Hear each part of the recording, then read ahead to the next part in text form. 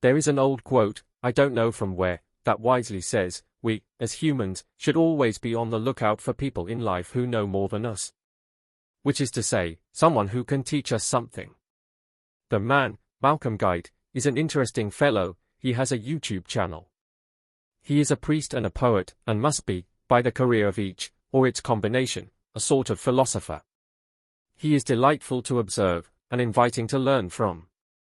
There he is, with his white beard, rummaging about in his room, smoking his pipe, with books and scattered papers, like old Gandalf, from the Lord of the Rings, the wise wizard, with too much on his mind, at once.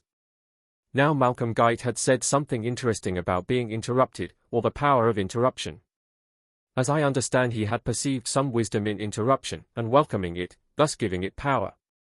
Now the brain and our life does not like interruption. The brain likes order, conformity, peace, the deep sleep of the moon. Perhaps God interrupts our mind so as to interrupt our life. Perhaps he sends people to annoy us, to interrupt us.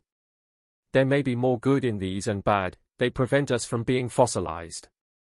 The calcification of our lives and mind is a clandestine process, and our minds forbids us from spotting it. The line, nor these fairy toys, lovers and madmen have such seething brains, is from Shakespeare. The fairy toys and seething brains speak of imagination, and perhaps lovers, poets, and madmen have the best of this. Malcolm Guite speaks on the power of imagination in regards to God, and in this regard references Shakespeare, as above. As I understand, apprehending, that is apprehending a thing by way of the scope of imagination, is greater than comprehending, although it is understood that comprehension falls in line, in time, with apprehending. So, our imagination is a power. Our spiritual growth needs the soul and the brain needs wild imagination. I had listened to a man, years back, who is a seer or prophet of sorts. He sees angels and so on. Strangely, he once said, he reads poetry to help him see in the spirit. And yet another man, who I had listened to years back, spoke on the 7 spirits of God who are the tutors of the children of God, teaching us things. He then added, as though it slipped out, that one way of letting these 7 tutors teach us, is to read lots of books. The statement seemed incomprehensible to me at the time. But perhaps, the idea behind all this is in the way the brain operates.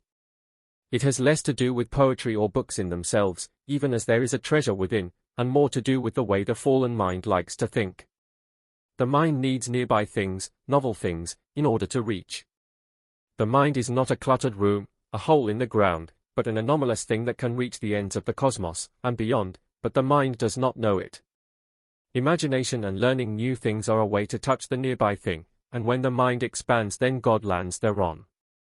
It seems strange to say that God lands on the mind, but think of this complex scripture in Psalm 68, which I will turn to our point. God has ascended on high and received gifts among men, so that he may dwell there. It appears he receives something, and from our end we will say he receives the landing platform of our imagination, and dwells there, a little foothold in our brain. Elasticity is our friend. A thing beyond is our friend. Let us be rattled by elasticity. Let us let our minds and lives be interrupted by the fairy toys, by lovers, by madmen, by poets, and their seething brains.